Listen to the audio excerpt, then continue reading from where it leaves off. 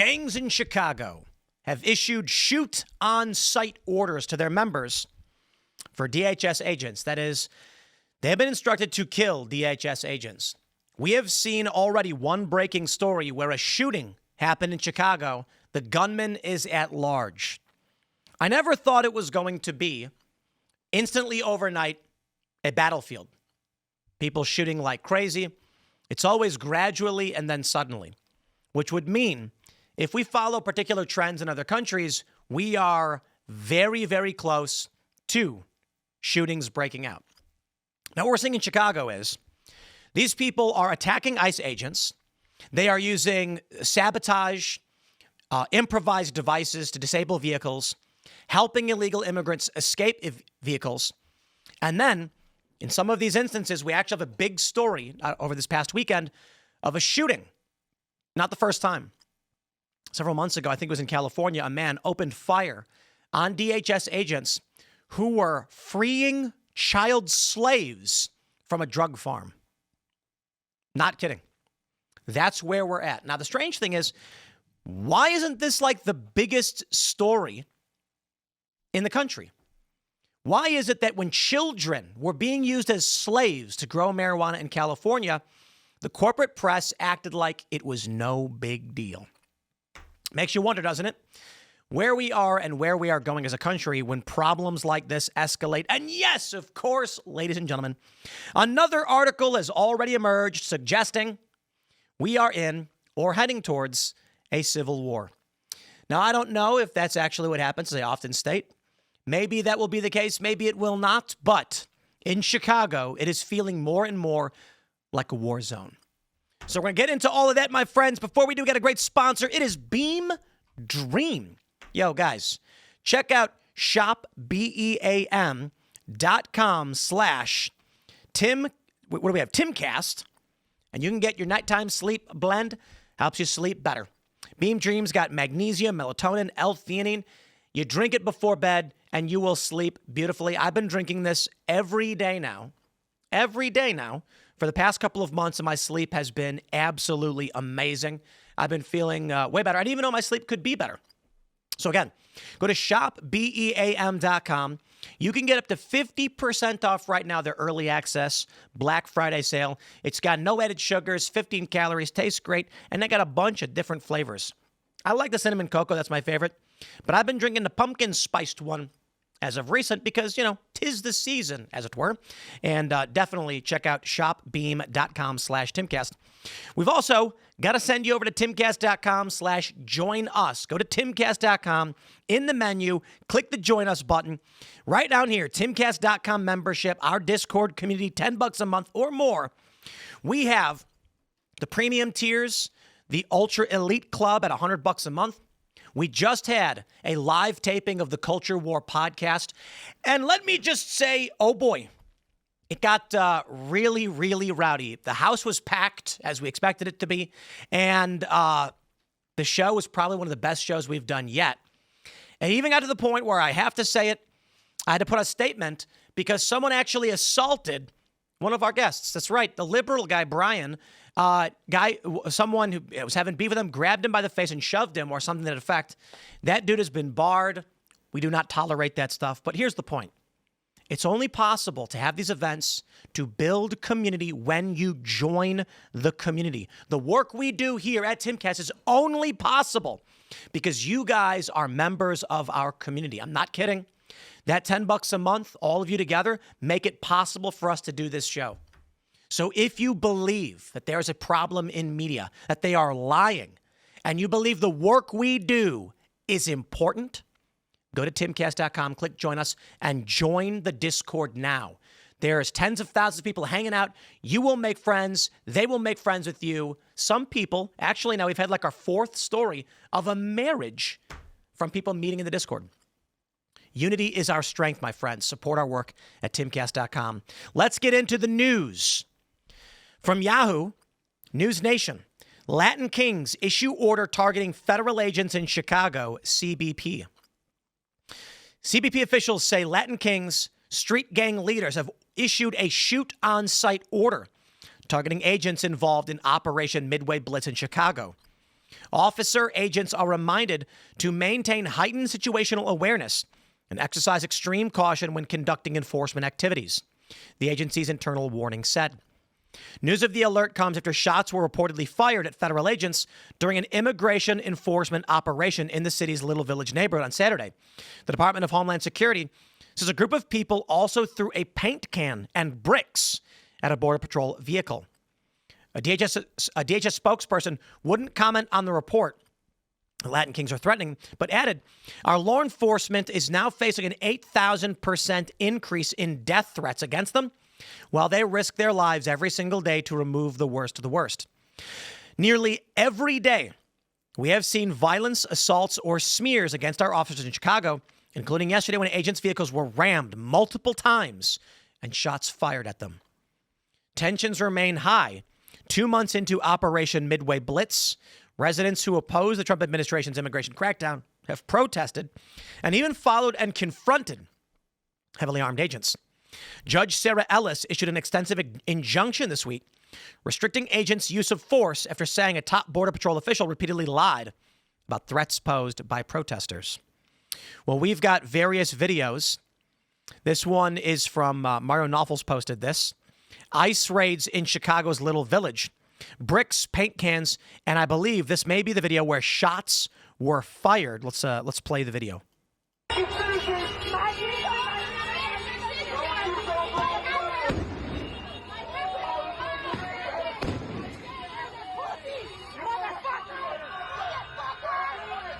Looks like maybe, I don't know if that's tear gas. It might be.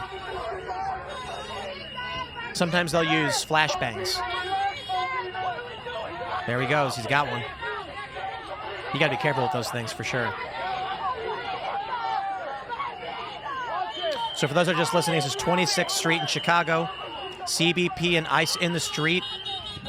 Some kind of crowd control weapons were used. People are screaming.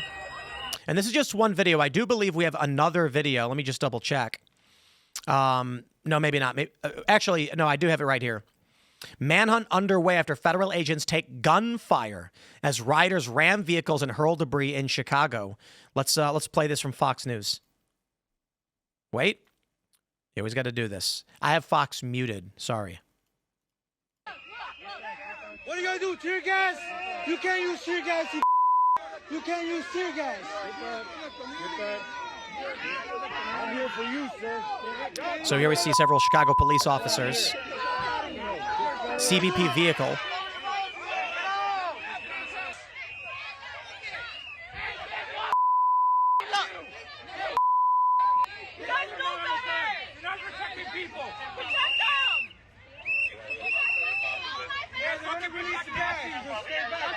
It looks like, for those that are just listening, we've got this video.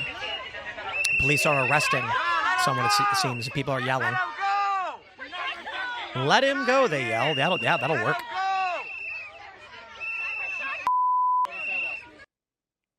This may be, I don't know if this is the video footage we have of the shooting. We can see CBP agents are walking down a street, and you can see that there appears to be Chicago police maybe 20 or 30 feet behind them. The report is that someone opened fire on CBP agents, and a manhunt is currently underway. I don't know what this video is of, but we just see an overhead shot. It appears to be a drone flying overhead, and looks like that wrapped it up actually.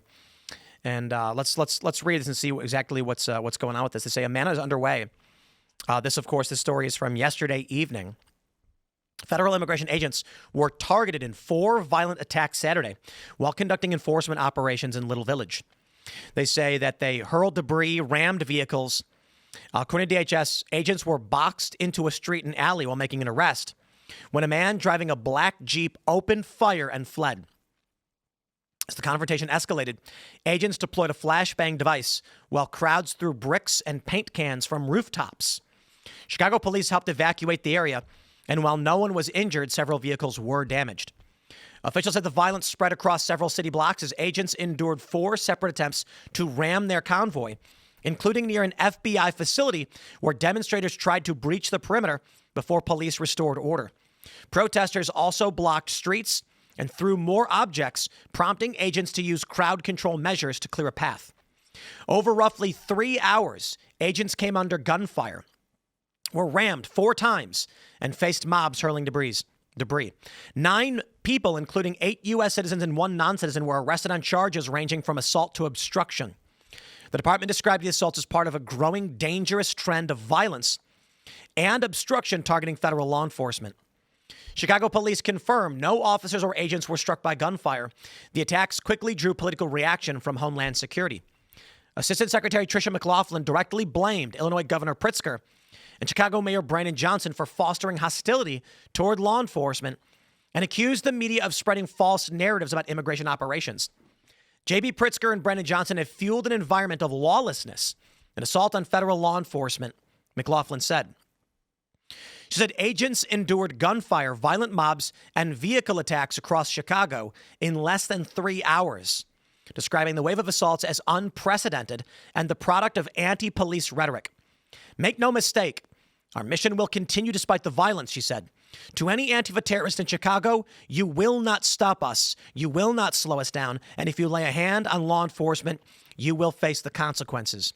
DHS said it is working with the FBI and Chicago police to find the gunman and review security protocols for future operations. ABC Eyewitness 7 out of Chicago also reporting shots fired at Border Patrol agents during immigration operation in Little Village. This is what a war zone looks like. I am not saying that it is like a hot war between factions or anything like that. This is a conflict zone. When you have stories of people throwing objects from rooftops and shooting at law enforcement. During the Ferguson riots, this is what the left and liberals do because they're communists. Not all, but many of them. Lying is the intention. During Ferguson, you had one long block called West Florissant. And the rioting stretched this, not a block, but it was probably like a quarter mile, half mile maybe, down one strip. And the liberal media, the leftists, they all kept saying, St. Louis is fine, Ferguson is fine. It's just rioting in one small area. It always is rioting in one small area. The revolution in Egypt, which I bring up ad nauseum, was just one city square. Tahrir, and a few thousand people toppled the government. That's it. There's about 3,000 people, they estimate. Not that many.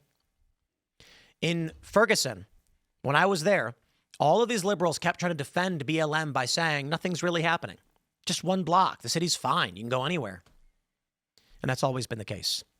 We now see people like Harry Sisson saying, I'm in Chicago. Everything's fine. Oh, no, I'm sorry. He was in New York.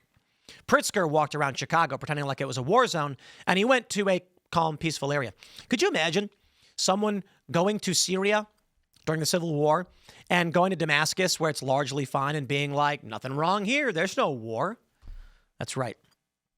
As the saying goes, my friends, there is no war in Ba Sing Se. Now we have this from the Washington Post. Armed ICE officers chase teacher into preschool in Chicago. Oh, no. AOC, we need help. The incident appears to be one of the first during Trump's second administration in which immigration officers entered school grounds. Heavens me, what happened? Immigration officers arrested a teacher early Wednesday in Chicago after chasing her into the grounds of a private preschool and grabbing her as parents and students looked on, according to a local official. Witnesses and video footage of the incident. Several parents said they were waiting to drop off their children around 7 a.m. at Rayito del Sol, a Spanish immersion daycare and school, when they saw armed officers in black vests with the word police ICE run behind the woman and into the lobby of the building. Witnesses and school employees told the Washington Post that they had thought the school was under attack and scrambled into rooms and vehicles outside in search of safety. The agents dragged the woman outside as she yelled, Tango papeles, or I have papers. The arrest appears to be one of the first instances during Trump's second administration in which immigration officers entered school grounds to make an arrest. During the Biden-Obama administration, schools were considered sensitive locations. But the Trump admin eliminated those policies in January. DHS spokeswoman Tricia McLaughlin disputed the woman was arrested inside the school, saying she was detained in a vestibule. The outer doors to the school are open to the public, But enter through a second set of double doors. Staff must buzz in parents and faculty after verifying their identity. Bystander video of the arrest shows agents in both the lobby area and farther inside the school. Immigration officers generally are allowed to enter, blah, blah, blah. Quote, if they can do this at a daycare where children are, where will they not go? Said Chicago Alderman Matt Martin, who represents the North Side community where the preschool is located. Witnesses said the teacher was followed by a dark-colored SUV as she rode to school in the passenger side of a sedan. According to DHS officers attempted to stop to pull the vehicle over with sirens and emergency lights, but the driver did not stop. The agency said the driver sped into a shopping plaza where he and the female passenger fled the vehicle and then ran into the school. I am sick of these evil people. These evil people. They would flee law enforcement knowing they're criminals and then put children at risk to do it. And we're supposed to be mad at the cops for trying to stop them. These people are evil. Let me make sure this is very, very clear for all the people who are listening. Law enforcement were asked by a Democratic vote. We voted for Trump. We put these laws in place, and they've been in place for decades. 8 U.S.C. 1325. These men were told, this is the law. This is what we want done. Will you please do it? And they said yes. This man and this woman know they are violating the democratic will of the people and endangering children. And the media wants us to feel bad for the criminals who put children's lives at risk. That's where we're at. Upon arrest, she lied about her identity, McLaughlin said. DHS later identified the woman arrested as Deanna Santiana Galeano of Colombia, who officials said crossed the border in 23 and last month paid smugglers to bring her two teenage children across. She is a child trafficker and a human smuggler, and she should face the greatest penalty under the law. She's paying them to smuggle children. Okay? Now they're teenagers, I get it. Don't care. Don't care.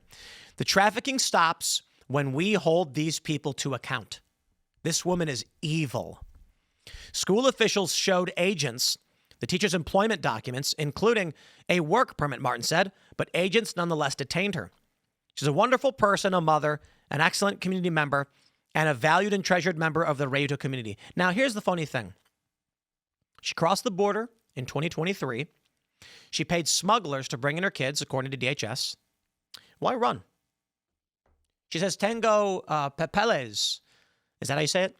She has papers. Why'd you run? You get pulled over. You say, how's it going? I got pulled over. That's actually a true story. I got pulled over Saturday. I wasn't driving. Got pulled over. Cop walked up. ID. I kid you not. Ran the ID, walked back, and said, have a good day. That was it. End of story. That's it. Honestly, I don't know why they got pulled us over. But that's it. Handed him the ID. Have a nice day. And walked away. And we left. That's it. Why would we run? I don't understand this. You know, it's funny because the left tries to play this game where it's like, sometimes the cops are evil, and even if you have nothing to hide, they'll come for you. And I'm like, we got pulled over and we didn't know why. Howdy. Cop took driver's ID, said, I'll be right back. Came back, handed the ID back, and said, have a good day. That's it. They've been doing a lot of sobriety checks out this way in West Virginia. Maybe something to do with that, I guess. I don't know. Nothing happened. I think the whole interaction took about a minute. Why run? Now, to be honest, just because you run doesn't mean you're guilty of something. Except maybe fleeing, you're supposed to be stopped if a cop is stopping you. So they're guilty of at least that. Why did she try to flee into a building? What did you think was going to happen? If they let her in the building, the cops are going to surround the building. This woman is evil. And I believe if she has papers, deport. I'm going to tell you why. You get pulled over, you say, howdy, officer, what can I do for you? You don't run into a school. Because now those children are at risk. And you did that. I don't think a person like that should be welcome in this country, and her visa can and should be revoked if she has one. They say we have absolutely no idea why she was targeted. Martin said one armed agent stayed inside after the arrest, walked around the facility room to room, and questioned several adults. No one reported seeing a warrant. They just make that up. They just make it up.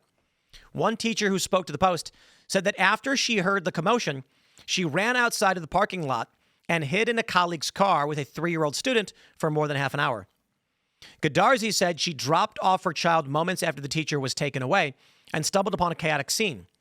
I walked into a room of crying kids, crying parents, and crying teachers, she said. It was traumatizing. In a note to parents Wednesday afternoon, Reto de Sol's leadership said that the teacher was detained when arriving at work and that it appeared Immigration and Customs Enforcement agents had entered the location despite signage indicating it is a private business and despite not presenting any judicial warrant. Judicial warrant is something they made up. It's like a made-up thing. Immigration, as I often point out, is under the purview of the executive branch, and we went through this with Joe Biden during his administration when Texas was sending illegal immigrants into the country and said, deport them. They said, we can't. It is under the purview of the executive branch. The executive branch deals with foreign affairs. So citizens of foreign countries are the issue of the executive branch. So they have executive immigration courts.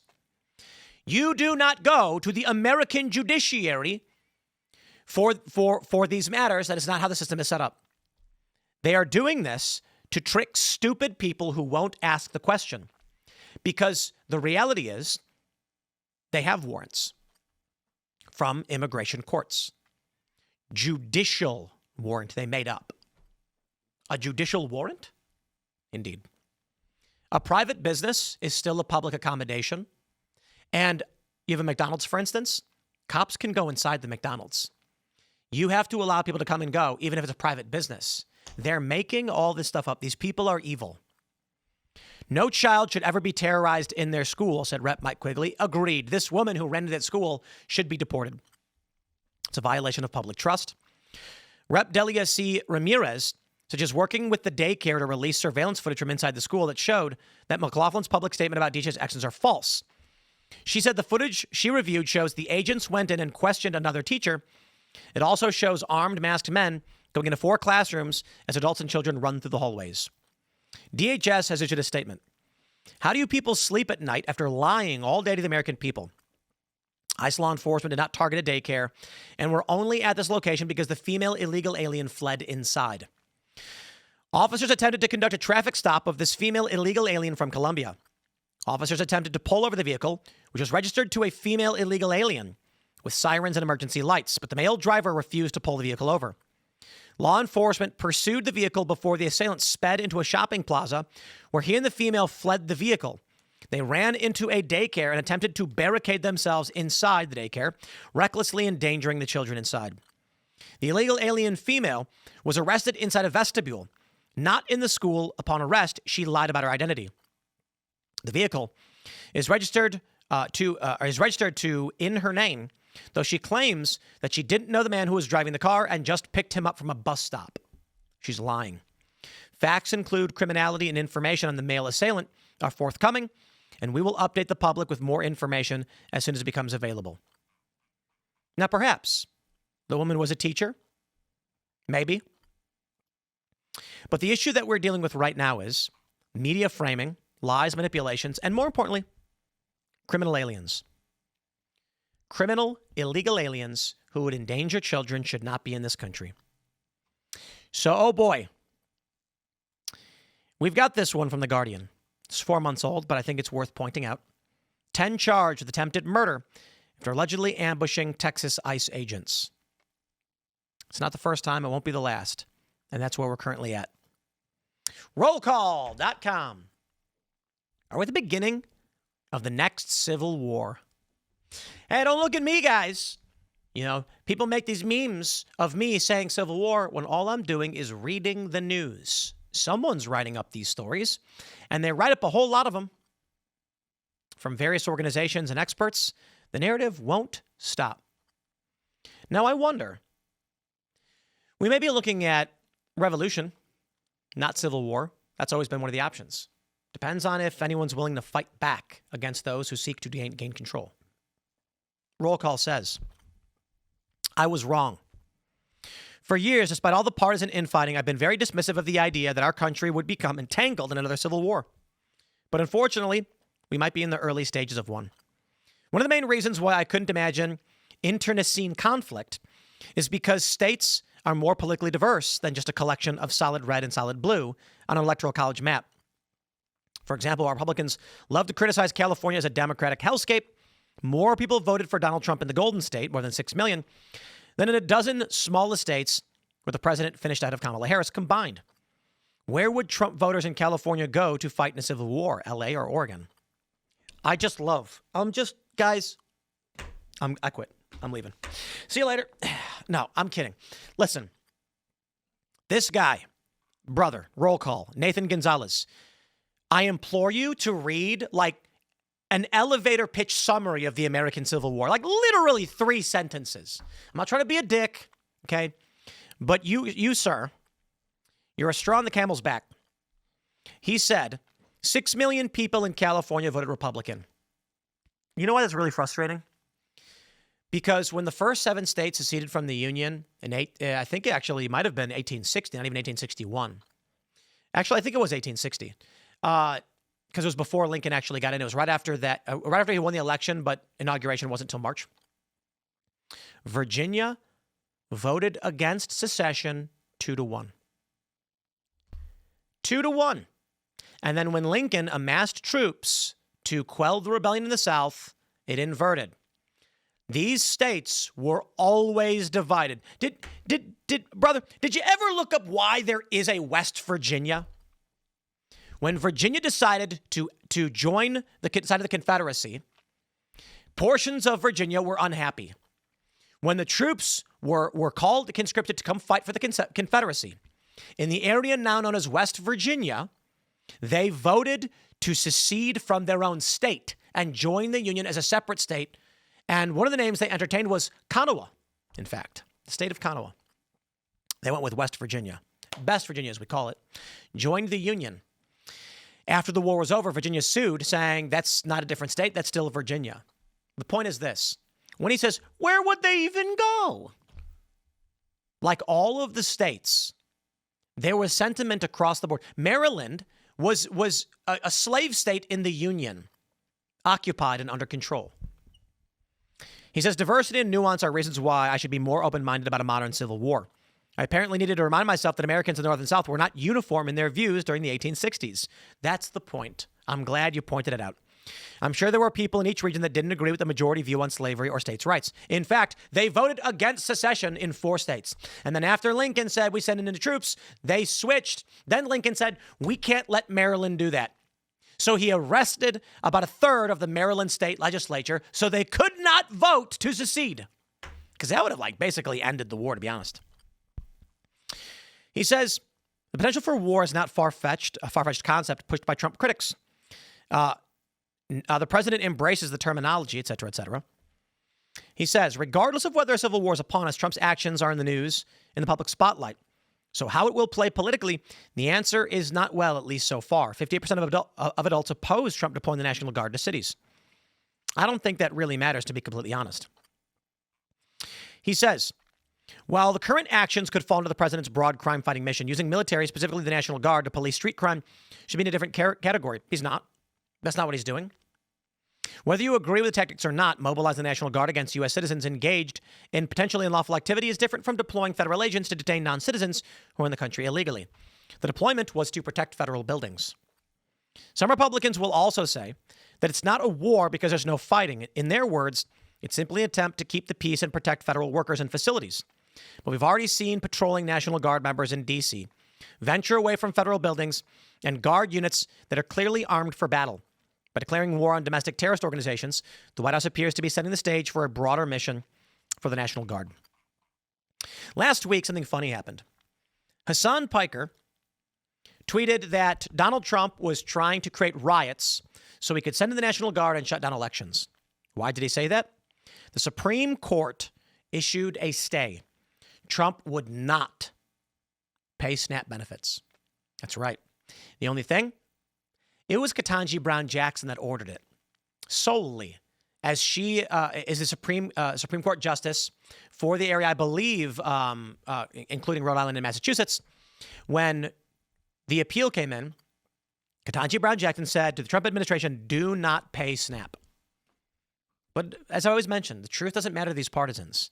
Hassan doesn't actually care who issued the ruling, just that orange man bad. Where are we headed, my friends?